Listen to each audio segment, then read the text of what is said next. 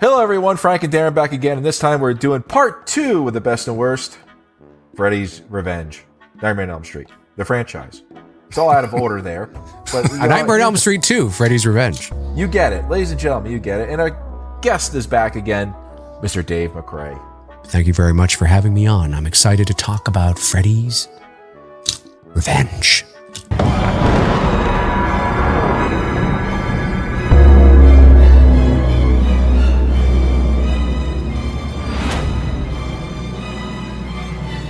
Your best character. My best character is, so I was looking at my worst character there for a moment. My best character in this one would be Freddy Krueger. I think he is, as Darren was saying in the last video about Freddy being the scariest in part 1, and there's no doubt, he is frightening in that movie, he is scary in that movie. I think, and he looks great, and it's sort of a toss-up for me. I go back and forth, but I think the makeup that was designed for Freddy Krueger in A Nightmare on Elm Street 2 is the best makeup out of any movie. Again, you can talk about the first film too, but when you look at the makeup, the sunken-in eyes, the hooked witch nose, my God, it is frightening. He looks scary. And because he looks so scary, and the way they shoot him, more sort of low-angle shots to show his presence and his, he's just the best character in the film. I think overall, I don't think the movie is nearly as good as the first film, and there's a variety of reasons for that, which we'll talk about. I don't think it's nearly as bad as some people think it is. I think it's got a lot more love over the years. I think there's a lot really to like about it. But Freddy is definitely the best character in the film, bar none. The way he looks, the way he acts, the physicality that Robert Englund brings to the character, the makeup. Oh my God, the hat is more kind of, it's bigger on his head and stuff. And this, of course, is the first film where we actually see not that this makes or breaks the character at all, but just an interesting sort of thing that in the original film, of course, for those of you that most of us know this by now, but some viewers, if they haven't really paid attention, in the first film, Freddy's sweater only has the stripes on his chest, and his arms are just all red. There are no stripes on his arms, whereas in Elm Street 2, they finally make that switch where the stripes go across the chest on the arms as well, which is interesting. And of course, that's how the sweater was for the remainder of the series. So that's a little. Why would they have changed that, do you think? I don't know. I really don't know. I mean, I know that the makeup... Someone pulled it out of the dream? Maybe he just needed to get another one at the dream store. I think the makeup, obviously the makeup by part 6, it became very bubblegum. He looked ridiculous. He just looked absolutely cartoony. He looks like he got stung by a bee. It just looks ridiculous. But apparently, the makeup changed drastically over the films because Robert Englund didn't want to be sitting in the chair for 4 hours every day getting that done. They needed something that was quick and to the point that did the job. And the makeup would, like the skin, it would, be so raw because he would have it on, and the application and the takeoff and the application and the takeoff obviously didn't do good things to his skin. And so that's why you kind of see the downward trajectory and quality of the makeup as the films went on. Because in 2, it's sore, isn't it? It's like glistening. It's like that midway stage between, just being burnt and sort of starting to heal, and everything's kind of pus-ridden and dripping. Yes. And it's magnificent. It looks awesome. Nasty. And so I think the reason why the makeup changed from part 1 to part 2 and then to part is because I think that I think it was different makeup effects artists, if I'm not mistaken, and they just wanted to add their own stamp to it, which is understandable, and bring the spirit of the thing there. But Freddy is great in this movie. He's great in the first one as well. Again, you can go back and forth, but I think because the first one has so many other strong elements to it other than Freddy, that's why Freddy, I think, stands out more in part 2, because the movie as a whole and the characters outside of Freddy as a whole are not as strong as they were in the first movie. So Freddy really stands out in this film. So he's my best character. All right. Really quick for me, it's Grady. I think he's a pretty good. I think he's a pretty good friend. I think he's a friend. I think he's trying to tell Jesse, yeah, you're here with me, but you have a girl in the cabana waiting for you. What's wrong with you? And he doesn't mean to do anything mean to Jesse. He's a good wingman. He's trying to help him out. Even though when they get into a fight, a lot of times, they really make up, because they're all doing push-ups together anyway. And then because Schneider catches them doing some weird shit or saying some shit, and he basically suffers with Jesse when it comes down to it. But I took Grady because he would be a friend that I would be, putting a snake around my neck, and stuff like that, and say like, dude, why are you here? You want me to shut up? Fine, shut up. I threw my grandmother down a flight of stairs. Yeah, but for me, I think Grady, because I never picked the title character as a good character, the best character. But Darren, yourself, best character. I'm going to say Jesse. I think Mark Patton does a great job in this movie. Whether or not he was aware of the sort of undertones that were going to be happening throughout, when he commit to the role, I've no idea. But I think back then, as a kind of as a no one cares now.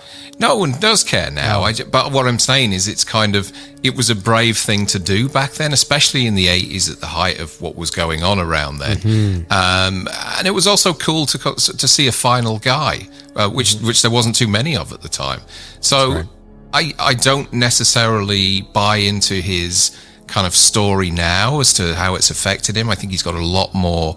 I think there's a lot more that's happened in his life that have contributed to the way he is now, and I don't think he can pin it on this movie.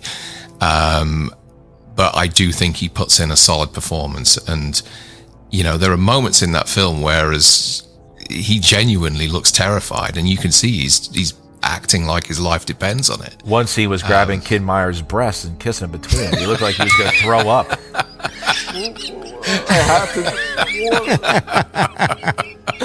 I agree with Darren, though. I think Mark Patton did a good job, and I think he is obviously there's a femininity about his performance. It's not masculine per se, but I have a hard time believing that even the writer and the director did not understand the homosexual undertones that were written throughout this. I don't believe that story at all. I think it is very apparent all the way through. I think that's one of the first things everybody notices about the movie when you watch it for the first time. And there's nothing wrong with it. It's just there. But in a weird way, it actually works. And I've talked about this on my channel too, because I think, let's hypothetically say they were doing it, I don't know, to make fun of it or whatever. I mean, it was at a time where it wasn't nearly as accepted as it is today. And it was more taboo then. Absolutely 100%. That is true.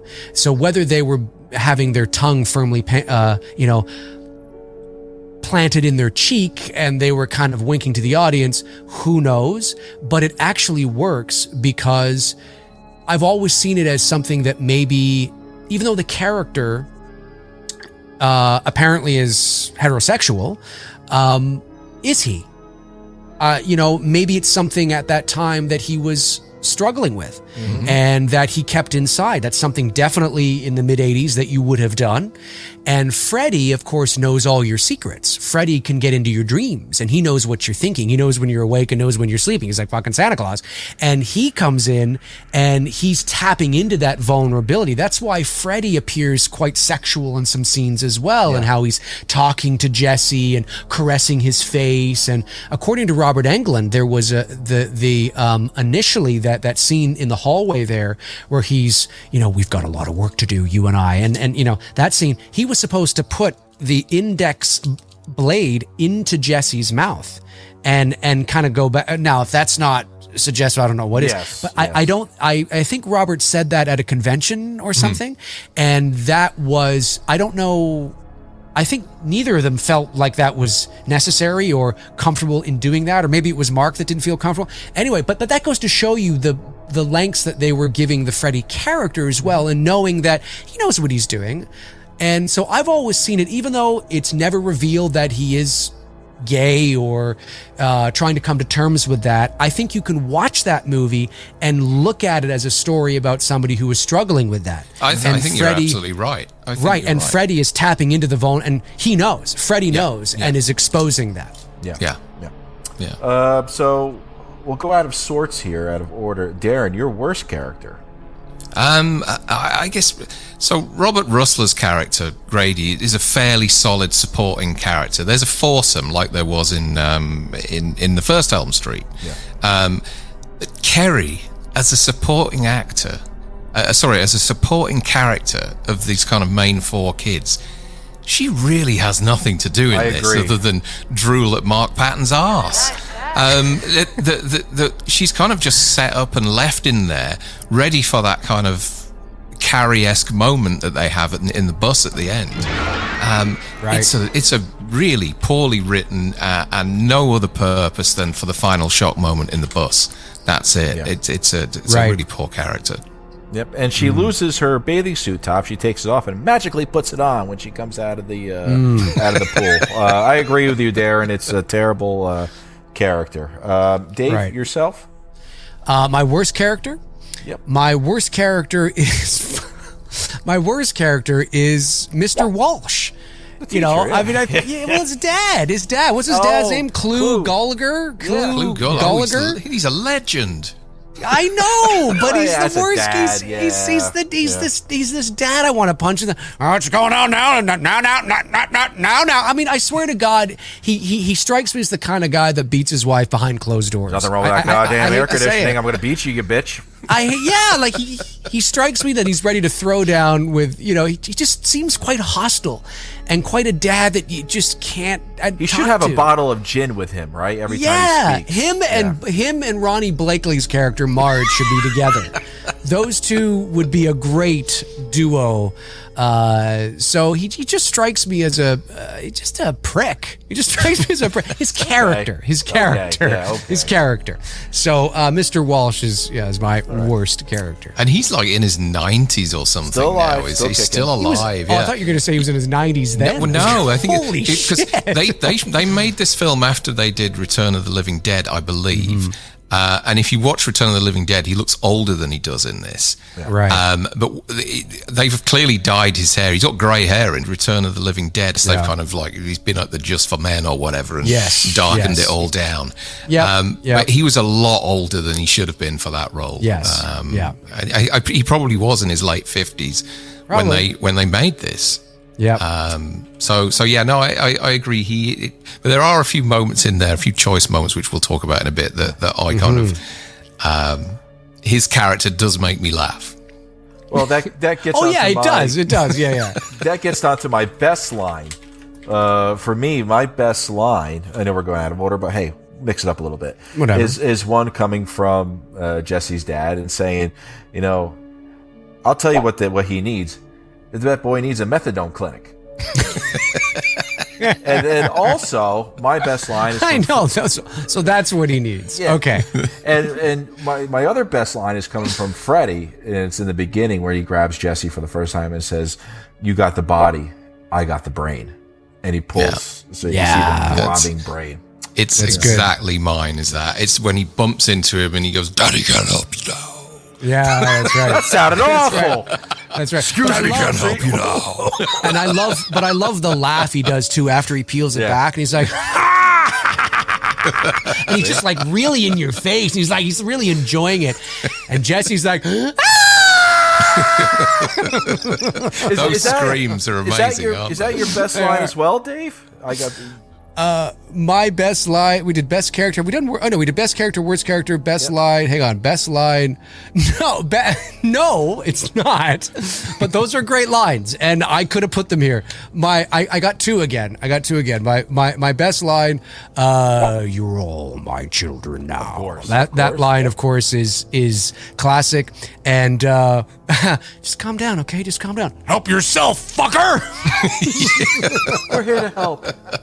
Help yourself, fucker. It's so gonna kill them. It's so great. So you're all my children now. Help yourself. But you've got the body. I got the. I mean, there's so many. Like it's interchangeable. It's interchangeable. Jesse now. That's right. That's right. There is no Jesse.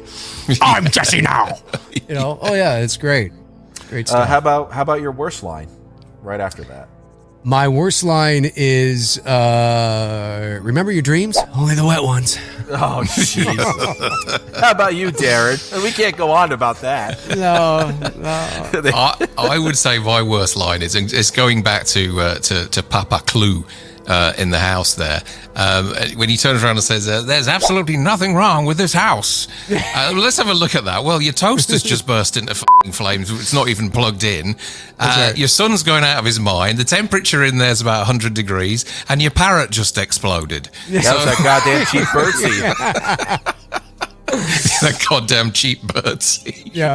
I love the way, too, how after it explodes, Clue is there, like, because it's a shot from sort of the corner of the room, looking down, and he's like this for like 10 seconds. It feels like it's almost a tableau in some ways. And there's a production member dropping all those feathers. That's right. That's right. For me, though, I think my worst line has got to be from the teacher in the biology or science class. If you want to play with animals, Mr. Walsh, join the circus. And fuck you, Grady.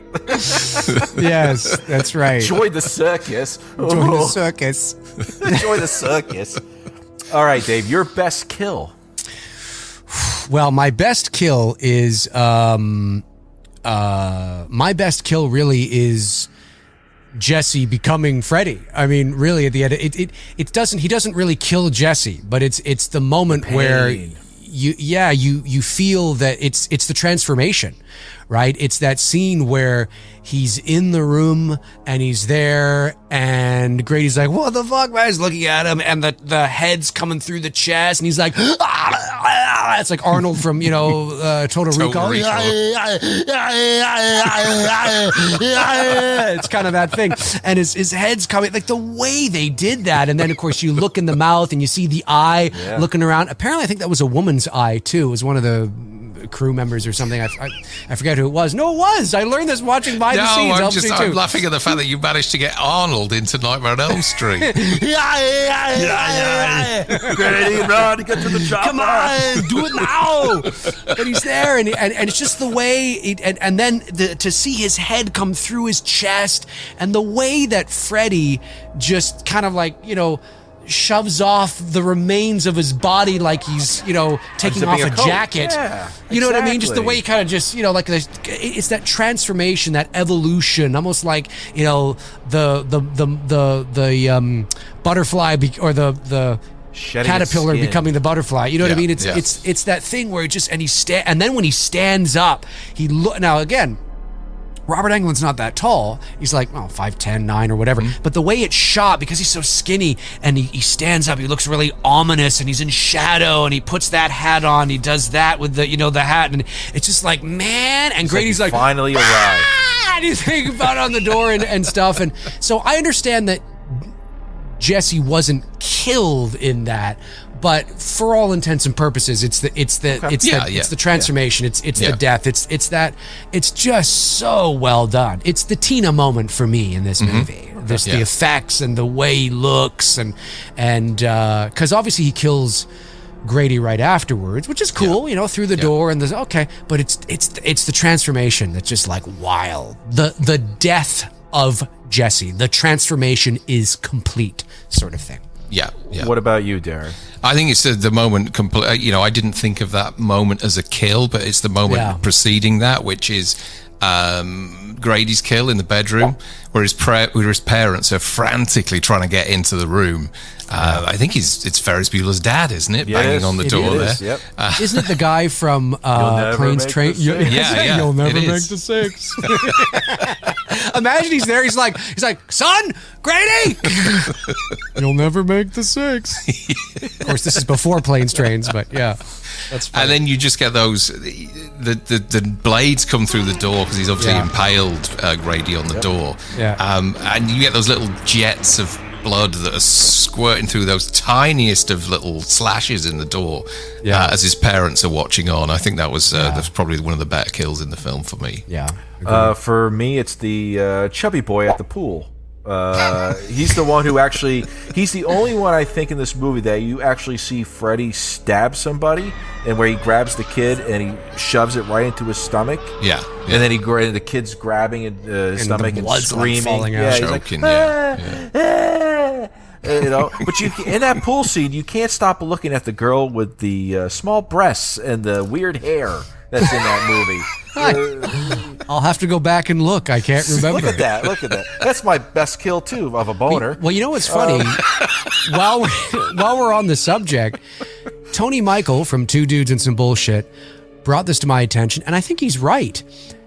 In A Nightmare on Elm Street 2, when you see Freddy slash the back of the gym teacher, I think, Schneider. right in the I think that's the first time you actually see Freddy actually physically touch somebody with the blade, because it's before the pool scene. It's because in the Elm Street 1 film, you see cuts happening, but you never see Freddy actually take the glove to anybody in Elm Street in the first film. Which, and I'm, thinking back, I'm like, I think he's right. I think that shot of Freddy cutting the back of Schneider is the first time we actually see him physically touching somebody, which is interesting. Just a little bit of a tip note. Yeah.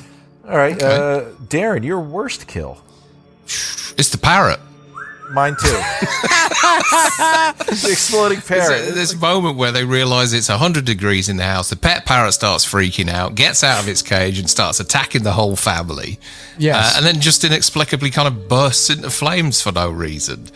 And as Dave said, we get this kind of, like you said, almost like tableau shot of the family staring at the spot where the parrot exploded as the production guy drops all the feathers down. Those are feathers from a condor. Who are they kidding? Feathers of a lovebird ain't this fucking big. It's a feather duster. They just... Condor. It's huge. Yeah. Huge. The fucking... They're like An emu. It's an ostrich. An emu.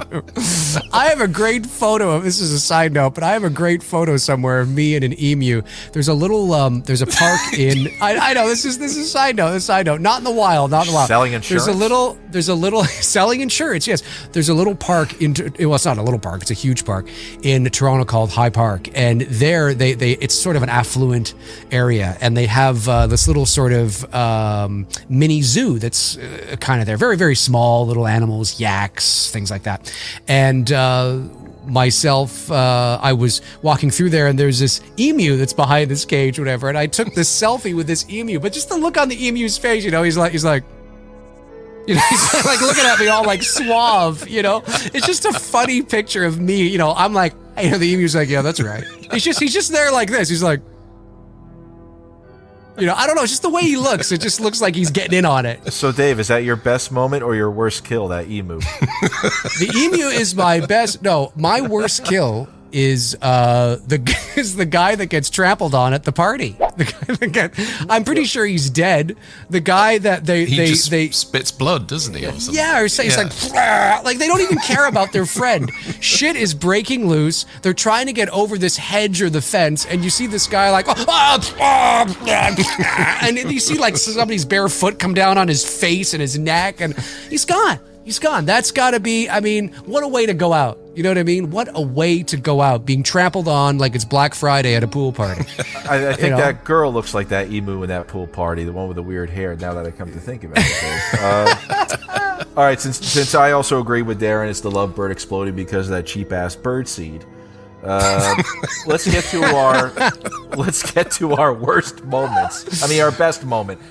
Dave, your best moment. What sums up this movie for you? My best moment is Freddy Krueger at the barbecue in the foreground.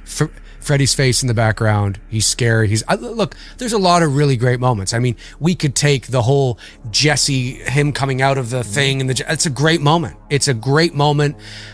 But again, I was going to pick it, but I thought, well, I already picked it for my best kill, and I thought I want to kind of keep it fresh.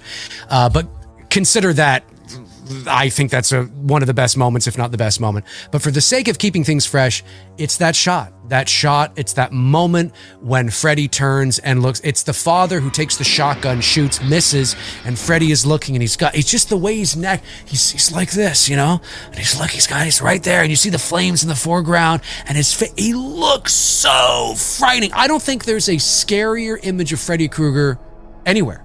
I think just the look on his face and the way that Robert's got his mouth like this, and you see the grime in his teeth and the sunken in eyes and the hook, the witch nose and the wetness. You can see the flames are casting this wet sort of look, and it is he is frightening. He is frightening to look at. And then he just kind of makes that spin and that turn, and he does this as he's kind of still looking at them, and he walks off, and then just into the hedge, and it's just a ball of fire, and it's like, wow, like that's it's a great moment. Frightening. How about you, Darren? I think that whole pool party scene, I love the fact that the parents are there cooking sausages and everything, and they go to bed, turn the lights out, and everybody's kind of waiting, aren't they? They're all looking up, waiting for the lights to go out. And as soon as the lights go out, the rock music comes on, the boobs come out, the beers come out. It's all happening, isn't it? And Michael and Freddy bounces out the floor like Michael Jackson in his latest concert. It's just all kicking off at once. I thought it was a great sequence. And to your point, Dave, the bit where he's kind of stood there staring at the guy that takes the shot of him is terrific. And the "You're All My Children Now" moment. For me, it's over too quickly. It doesn't last long enough. It's kind of like in the Friday the 13th reboot, there's a scene where Jason hacks up a party in a cornfield, and it's an awesome sequence, but it's over and done with in like 30-40 seconds. And you kind of wish that you wanted to go on longer, and it was exactly the same with this. I think the pool party is a terrific moment, and I remember them using that shot of Robert Englund bouncing out of the patio in all the TV spots and the trailers at the time when it first came out. It was kind of weird in the UK because I think the first movie came out in 85, and within a month or two the second one had come out. Because there was that delay. We used to have a lot of delays between movies being released in the US and the UK, and so those two films came around really quickly for us. But I specifically remember him bouncing out of the floor, which I think is a great moment. Yeah, for me, it's also the pool scene. Other than Jesse, Freddy coming out at Jesse for the first time, but that pool scene, you don't want the killing to end. You want him to keep going after kids and see what he can do, and the parents coming out, trying to control chaos, and the father taking a shot at Freddy and the flames there. Oh, it's such a great moment, and I think the pool scene is iconic, and it's my best moment as well.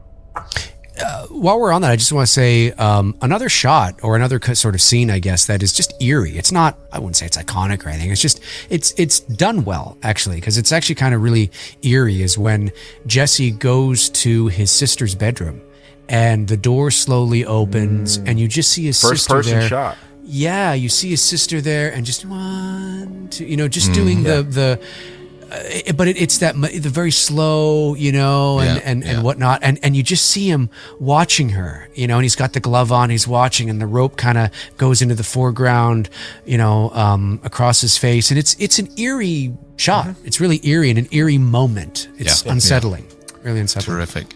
Well, Dave, thank you for joining us on these 2 episodes, the latest. No problem. Nightmare on Elm Street Part 2. Thank you very much. We know you're very busy. No, it's been great fun. It's always good to have you on, and we appreciate it.